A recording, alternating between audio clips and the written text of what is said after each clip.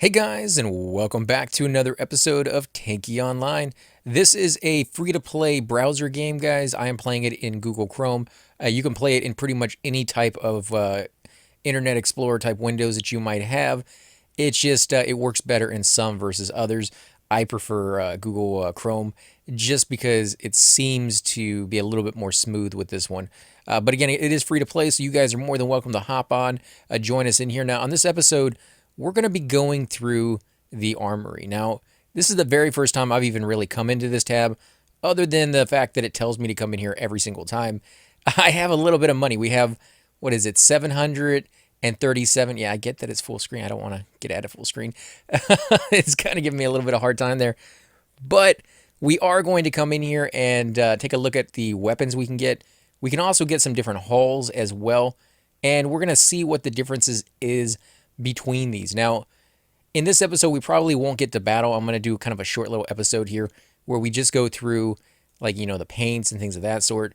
Very, very cool. I like the fact that you can...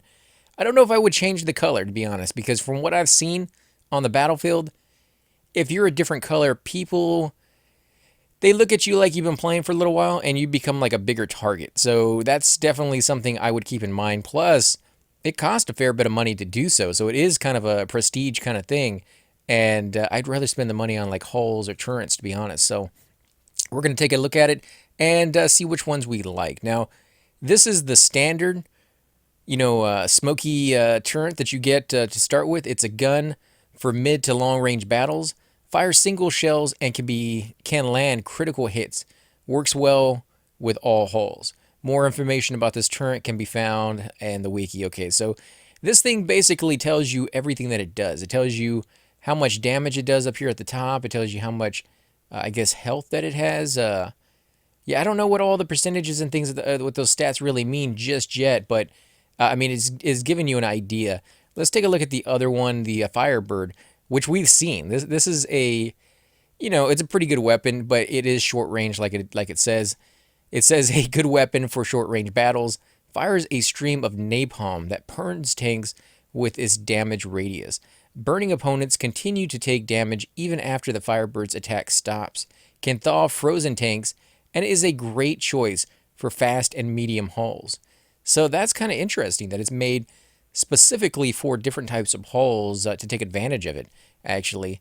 And that it still does damage even once you leave. I didn't notice that. But then again, I'm brand new to the game, and the few times I have gotten attacked by this tank, I end up dying anyway. So it's not like I get away from it for that long before somebody, shoots me with another cannon and I die.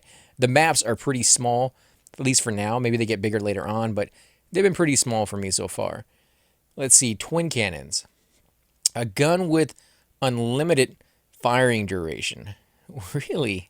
Unlimited firing duration. What does that mean? You can just fire forever, like the other ones can fire forever too. Effective at short to mid-range, its high rate of fire makes it ideal for suppressing enemies, works well with any hull. That is interesting. I might actually go with that one, guys. It's only 150, so that's not too bad. And then, of course, you have the railgun. Ooh, I might go with the railgun. A gun for professionals. Performs well at any range. Takes a long time to reload. That kind of sucks. And needs to warm up before firing, but packs a hefty punch. A good pairing for any hull, but light tanks run the risk of flipping over from the recoil, a favorite amongst clan players. Jeez, guys, that sounds pretty wicked. It sounds like it's going to have, just an enormous amount of kickback, but it's going to do a nasty amount of damage. Don't know if it's worth it, but maybe something to check out. I think I'll go with the twin cannons to start with, though. But we have some other ones in here we just can't use just yet.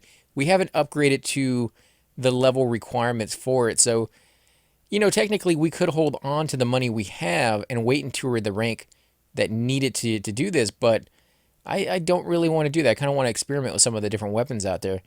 Geez, look at this, 500,000 crystals. I don't know how long you have to be playing this for to get that amount. Maybe you get more and more depending on the tanks that you kill. Like if this is a very basic tank, nothing special about it.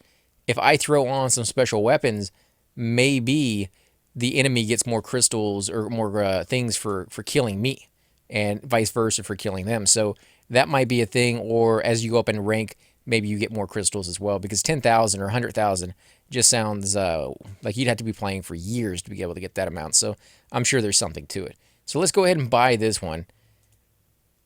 Congratulations on your first purchase. Here are your 200 crystals. So I got 200 crystals for spending 150. Not a bad deal if you ask me. That's pretty nice. And we can switch back and forth between these anytime we want. Oh, we can upgrade these too. Holy crap. Okay. Buy M1, 35,000. Ooh, what do we want to upgrade? Upgrade is 10 crystals. It takes 2 minutes. Does that mean we can't use it for 2 minutes? Well, let's see. Let's go ahead and hit the upgrade. It shows us where it's going to go. Damage is going to go up slightly, just by 0.1. Impact force is going to go by 1. The rotation speed, very, very little. It's only by 0.4. Range goes up by only 0.2. And damage at max distance only by 0.1. So let's go ahead and do it. Okay, so I don't know if we can use that in the meantime, but we'll definitely check that out. Now, we do have the halls as well. We're going to go through those, and then we're probably going to end the episode here, guys. Now, this is the hall that it gives you to start with. It's the Hunter, an excellent choice for any tanker. It has decent speed for a medium tank and enough armor to handle itself well in battles at any range.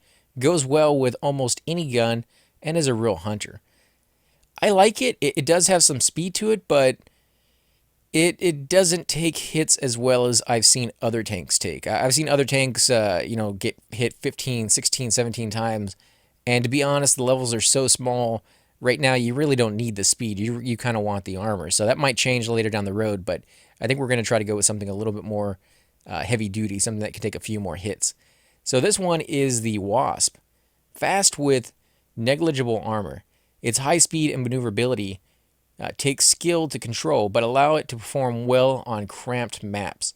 Great with short-range guns. So you'd actually might want to use this one with the, flamethrower one, because it's really, really fast. And if you're good with the controls, which I've seen some players, they don't even stop. And they turn the turret. Somebody was telling me, I think it was Matthew, who was saying that you could turn the turret with the X and the Y or something keys. So you don't even have to stop. You don't even have to turn your tank. You can just basically strafe right by the enemy, doing damage the whole time. And if he's very slow and very new to the game, he's not even going to get a shot off on you. You're just going to wipe the floor with him. So this might actually be something we go into later down the road when we're a little bit better with the game. But for now, it's not really our forte. Now we have the Dictator. Really, I don't know about that one. An unforgiving hall adorned by seasoned clan players.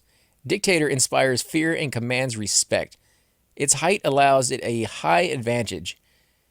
Item has been upgraded. Okay, so that one's finally finished. Its height allows it for a higher vantage point from which to fire. On the flip side, this makes it a bigger target. It lacks speed, but it has multiple armor plates to make up for it. Works well when outfitted with a railgun. So the railgun has to take time to charge up. You remember we were talking about that earlier. This one will have a higher range so that you can kind of see over buildings maybe, or you can kind of go up a ramp a little bit less than you normally have to and just have the gun kind of peeking over it and just annihilate people from that range distance. So that's kind of cool, almost like a sniper slash, armored vehicle, which might be a concept that we might get into. But Titan, I think, is the one we're going to go with. The name says it all. Heavy armor, low top speed, tons of weight and power, a durable hull, ideal for those to want to last longer in skirmishes, pairs beautiful with long-range guns. That's the one we're going to go with because I'm slow, I'm new to the game, and I want that extra protection. So let's see, AC Gamer Online. We're happy to announce that from now on, all the remaining MO halls will only be available to you at 10% off. Will always be available. Okay, so that's kind of nice. I mean, 10% off, I'll definitely take it. See, look at that, guys. We can buy them a lot cheaper. Should we buy them? I guess we should, right? Well, yeah, let's go ahead and buy them. We're probably not going to use them anytime soon, but let's go ahead and do that. But we're going to accept. We're happy to announce that from now on, 20% off. Nice. The more you buy, the cheaper they get. I like that. But we are definitely going to go with the Titan. Wow. It is a lot smaller. Look at that, guys. You can kind of see what they look like right there. That is a lot bigger. Not by a small amount. That is just a decent size right there. Oh, that's so small. That's what we had before, wasn't it? No, that's the fast one. That turret does not look right on there. So small. Okay, so we are going to go ahead and get back into the battle, guys, on the next episode. I do want to thank you all for watching. This is Tankionline, a really, really fun game, and it's free to play, guys. Definitely come out and check it out. If you do enjoy these videos, be sure to hit that like button and subscribe. Definitely helps grow the channel, and I greatly appreciate it. Also, I look forward to hearing what your comments are. I want to know what you thought of the game. What do you think is the best combination of armor? Start a little discussion down below because I'm brand new, and people who are watching the episode, they might be as well. So any tips and tricks that you guys can offer will be very valuable to people. Again, guys, until next time. Hey guys, and welcome to the disembodied voice of AC Gamer.